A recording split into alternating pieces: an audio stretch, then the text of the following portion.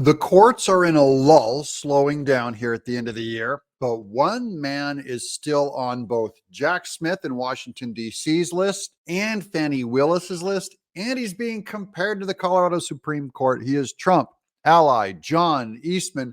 We're going to do a little flow together here on this guy, and you'll see what I mean. He's the political theorist that gave Trump the idea to go with alternate electors back in 2020. Pence didn't go along with it, and that's how you got Biden as your president. Welcome to Doug in Exile.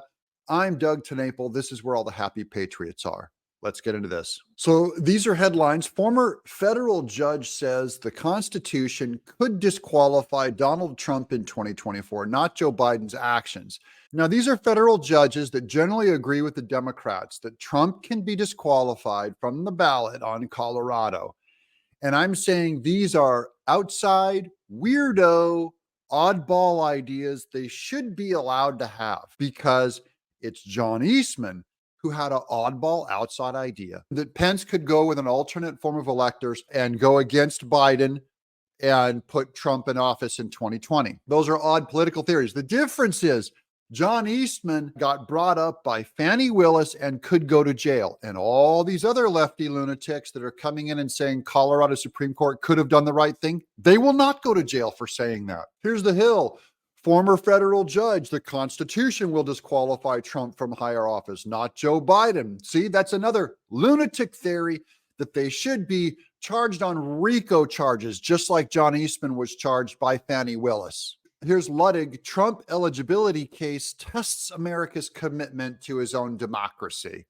And he is being a little bit sympathetic to the Colorado Supreme Court, throwing Trump's name off of the ballot, which is lunatic, for which they should be thrown in jail if anyone gets thrown in jail for insurrection, for racketeering charges. Here's the National Review, how the Colorado justices resemble John Eastman. So now people are starting to say, this is similar to what happened to John Eastman. Though my point is not that having outside legal theories is odd by John Eastman, by Trump, by Pence, by you, people who don't agree with election results and think Trump should have been resolved. I don't think that's what's different here. People have opinions all over the map. The difference is only certain opinions from certain political sides get you jailed. That's my point. Is if you're a Democrat, you can come up with all these cockamamie lunatic theories and push for them, and you're safe. And if you're a Republican, you get thrown in court. So here's John Eastman. And then meanwhile, Sleepy Jack Smith, who's largely on break with his case until pushing it up to the Supreme Court to weigh in on if Trump has immunity, he's still going after John Eastman this weekend. Jack Smith is still scrutinizing John Eastman. Eastman, a former top Trump attorney, is facing the loss of his law license in California, and the special counsel's office appears to be interested in the materials from that case. So you're going to have Jack Smith. Something happened in John Eastman when they tried to disbar him from Chapman University out in Orange County. Something that happened there he wants to use in his case, and I think it's going to be an attempt to get him to lose his law license, that Jack Smith's going to say, see, this cockamamie theory by Eastman proves that Trump is an insurrectionist. On Monday, a paralegal for special counsel Jack Smith office ordered transcripts from the recent disbarment trial of the former Trump attorney.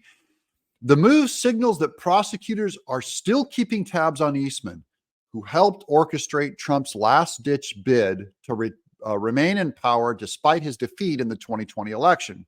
Eastman is one of 6 alleged co-conspirators in the federal indictment that Smith obtained against Trump in August in Washington, D.C. Eastman has not been charged in that case, but he has been charged alongside Trump and other allies in a separate criminal case involving election interference in Georgia. That brings us to Fani Willis. An attorney for Eastman welcomed Smith's interest in the transcripts. They're going, fine, here, we'll help out.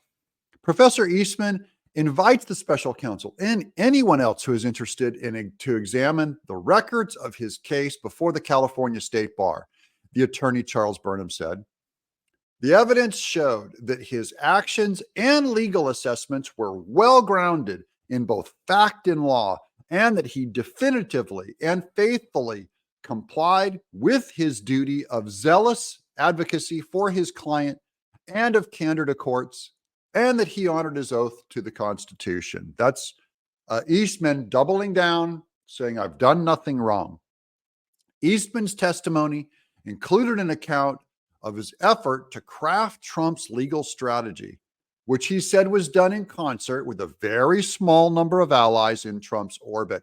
He said he never showed Trump the memos he drafted related to Pence's January 6th authority, and that he drafted them with Chesborough. So Chesborough's his other co-defendant in that Fulton County. And Chesborough, remember, flipped, pled guilty, and he did that little hand-scrawled letter. They ended up getting nothing from him. So he's still a Trump ally. He knew he would give nothing to them. So we're holding strong, guys. And this is good news. And really, to me, John Eastman is a hero. There's nothing scandalous about him.